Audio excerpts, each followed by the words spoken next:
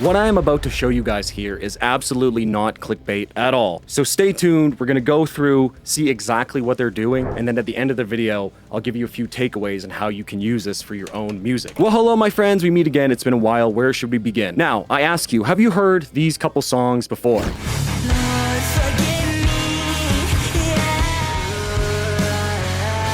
Or have you heard this one? What about this song?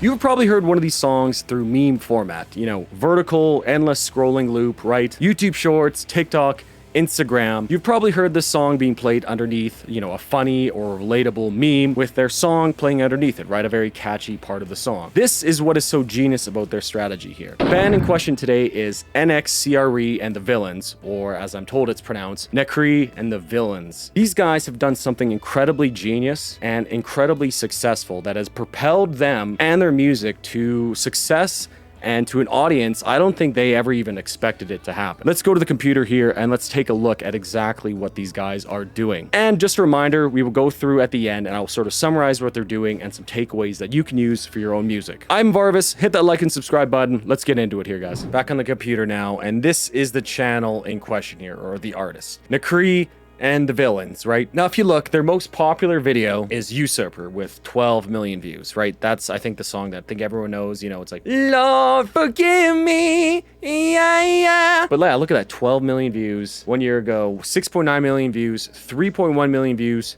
All their music videos, essentially, for the songs they're using in memes, have like millions and millions of views. And this is like no hate at all to the band either, right? I love the music. It's R&B vocal inspired, like grunge, alternative rock. Really cool. I really like it. Great vibes. Excellent stuff, right? And I found their music the exact same way that I'm going to show you. So I became a fan, personally, of this band through the music. So if we take a look here on Spotify, if you look at his music before he joined the Villains or created the Villains, I'm not exactly sure what's going on here. It's kind of a cool name, the Villains. He was actually making like, you know, emo rap kind of deal, like SoundCloud type of deal. Like it was pretty cool. You know, this guy's been making music for quite a while too, man. Like look at all the stuff he's put away. So this guy's been at it for at least 7 years, probably longer before that as well, right? And it wasn't until they started doing this one thing that they started getting success. But let me show you exactly what they're doing here. So on Spotify, 700,000 monthly listeners, 23 million plays on Spotify for Usurper. It's like Necree and the Villains, but everything gets posted onto his channel here, Necree. And if we look, he has 2.8 thousand videos on this channel. Where is he posting all these from, right? Because if you look at his videos,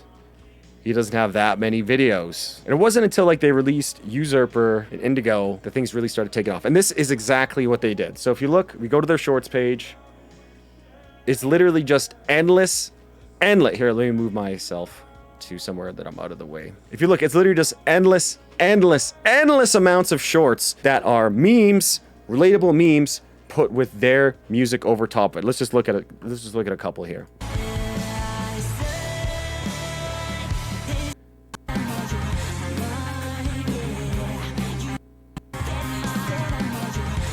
Like, look at this, bro. Just endless content. Like, I could scroll for literally hours for this. They have 2.8 thousand videos. I don't even think they have 50 regular videos on their channel. So 99.99% of the videos on their channel are just memes and shorts made with their own music. And that's very, very important. Because I'm sure you've started seeing on Instagram Reels and stuff like that, people have been posting memes with like Alice in Chains, right? There's that one where it's like the rooster, like, or Nutshell, or a lot of Creed memes as well, Limp Bizkit, right? So people are taking sort of popular music that resonated for a certain time period and putting memes over top of them, posting them, getting, you know, hundreds of thousands of views, likes, and stuff like that. So what they did, and I think is just incredibly genius, they saw that trend, realized they had music that sort of fits that vibe, and put it into their own meme form. Now, I don't think just anybody can do this, right? You need to have music that is catchy and has hooks and can sort of be used in a meme form like that, which ideally, right, is what a great sort of alternate rock song should do, right? Just think of like Usurper, right? Lord, forgive me. Like, that's fantastic, right? It's just so genius, right? And so, okay, let's see. What's their most popular short? 91 million views, bro. 91 million views. And this one really tugged at my heartstrings as well, right? You know, I recently lost my mom, right? Nothing is bigger than mother's love. Absolutely. And they're playing a song from Indigo, has that cool, like, very longing, sort of heartfelt, melancholy sound to it, right? You know, he's going like,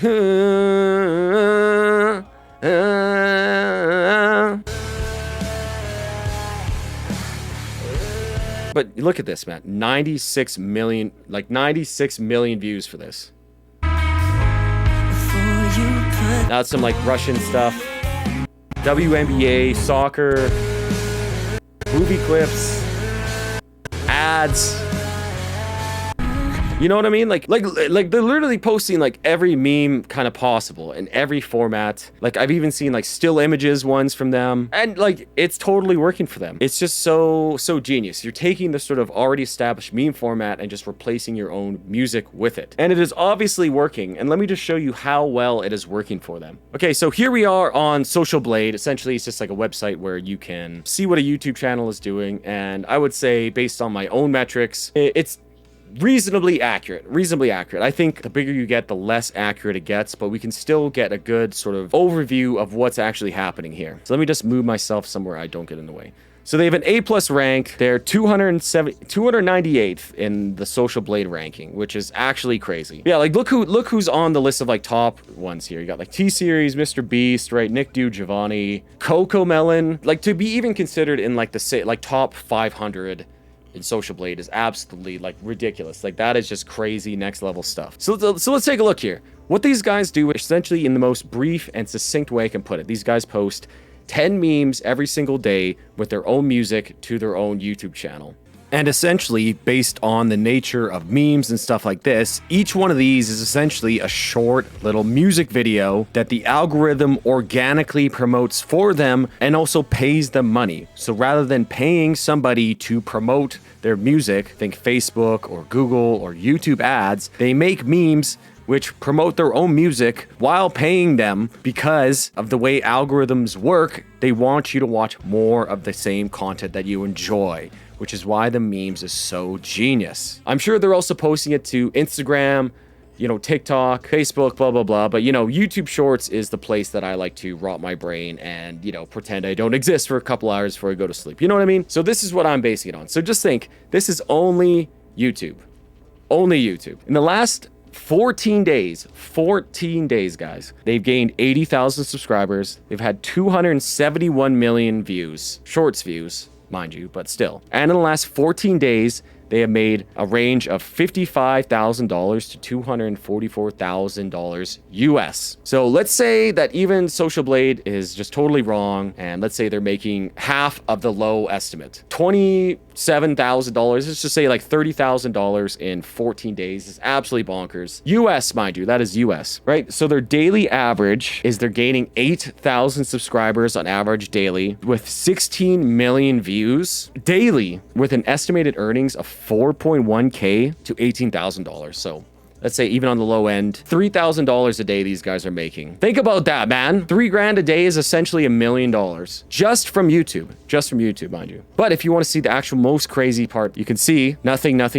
He was posting music this whole time. Like we saw, right? He was posting music this whole time. Now look at this here. Now, what exactly happened in August 2024? Let's go back and look at their oldest stuff here. This one right here, this was from August 2023, so a year before the channel blew up. So this guy, he essentially was grinding out memes for like an entire year, essentially. So these are all sort of in 1 year. He wasn't making that many memes, right? He was sort of posting something. I think he was probably getting a little bit of traction here, right? And this is literally just WWE footage with their music underneath.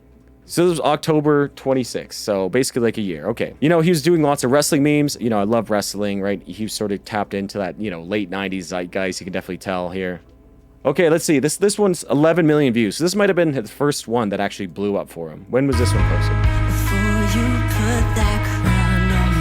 And I mean, look at this. Like, literally just a scene from a movie. During the apocalypse, what are you saving? They have music for playing in the background. July 28th. 2024. So what I think happened is he posted all these memes until he landed on this one here, that blew it up. So he was essentially just grinding out memes for like an entire year and then found a format that works. And it worked a little bit. So he just keeps grinding it out. This strategy is relying on mass numbers of content. Just remember, this guy is nearly 3,000 shorts videos out. So if we look at that, right, he was just grinding until the algorithm finally picked up one of his videos that he released end of July 2024. And so if you look, end of July 2024, August, he gained 60,000 subscribers. This is when I first saw them too, by the way. This would make it more crazy. I think I'd started seeing some of their memes right around this time, and I'm like, oh yeah, this is pretty cool stuff. And I remember this specifically because I went camping in 2024, and I was showing people their music. I'm like, have you guys heard this stuff? Like, I'm seeing their shit in memes and stuff all the time. You heard this? And at that time,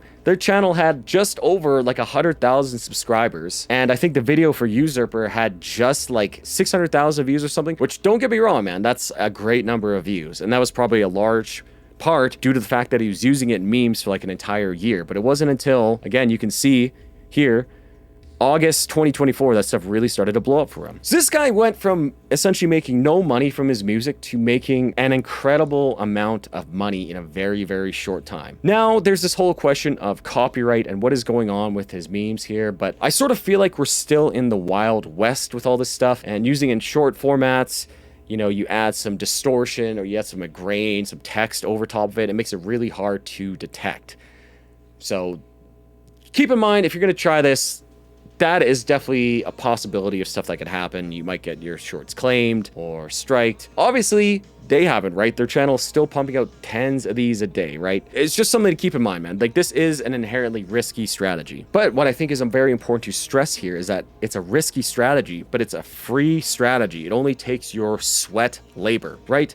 To post ads on Facebook or to YouTube or Instagram, whatever, to try to drive people to your music or pay people on TikTok to use your music, that's all requiring lots of money to make a significant impact on your views and your fan base. And you're not really guaranteed any of that too. Like, you know, what's the conversion rate on a band's Facebook ad campaign? Probably very, very small. Like, I ran Facebook ads myself for my band. It's very expensive. You have to purposefully target the people yourselves. You know what I mean? And this is what's genius here, right? It's targeting people for you, because that is what the YouTube algorithm does. It's doing the work of like promoting your stuff for you, because you're putting it in easily digestible short form format, highlighting the best part of the song. It's truly genius, man. Like, this is like breaking the mold. And I'm really, really surprised that nobody is talking about this. I'm really surprised that you haven't seen other bands do this as well. Like let's take a look here. Let's take a look at the video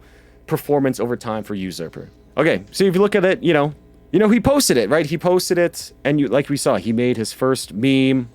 I think it was January 2023 was like the first meme that he made about it, right? So obviously, you know, it was doing pretty good, you know? Oh, so it's probably almost at 1 million views when I found him, right? And 1 million views is nothing to sniff at, right? it's an incredible amount of views. You can see August comes around, and it just starts climbing like crazy. And this is where their memes really took off. You know, you can see they weren't posting that many memes. Maybe they're doing like 1 or 2 a week or whatever like that. But as soon as this popped off, I'm sure they just started posting 10 a day, which is like the maximum you could do on YouTube, right? 10 a day. And they're just grinding it out. And look at this. They made $61,000 estimated revenue from this. I'm sure they're playing live too. But I'm sure the majority of the income that they're making comes directly from the shorts. It's genius, bro. It really is genius. And if they somehow watch this video, Decree, I would love to interview you, bro. You seem like a crazy guy. I love your music. I'd love to pick your brain about this. It's crazy. Oh yeah, here's a little breakdown of it too. So in the last 30 days, they've had 2.5 million views on all their music videos, which is nothing to sniff at, bro. That's that's a lot. With each of those 446 million views having a link to their music and having the people actually hear their music as well. Like, let's say they weren't making any memes like this. How many views do you think they would have? They have 1.4 million subscribers on YouTube right now. Do you think they would even have cracked 100,000? Maybe, but probably no, right? You see a lot of bands with cool music videos, cool music, great music out there that just don't get that many views or attention, right? As an artist now in this day, you have to wear many, many hats, right? artist, producer, art director, music video producer, manager, and I think most importantly, and maybe the most neglected of all, is marketer. Right, and like I said, guys, like I found their music through here. Like I enjoy their music. I think it's great. You know, I just want to congratulate the Cree and the band on their success. Like this is truly some game-changing strategies here, and I think we're going to see this applied to many bands going forward here. Now, copyright is one of the issues here. You know, they could get their channel like striked and taken down. Obviously that hasn't happened, or some of the videos could be claimed, right? So they're not making money off it. But regardless, this is the best strategy for every sort of like ounce of sweat labor that you put in. I don't think there's a better return than what they're doing here. Sure, you can make the most pristine, the most targeted, the best ad campaign ever. Go hang up posters around your city, go play all the local bars. You will never get this level of success by doing that. So let's think about the takeaways here. So what these guys have done here, and much to their credit, like I said, their music is fantastic, I love it, is they took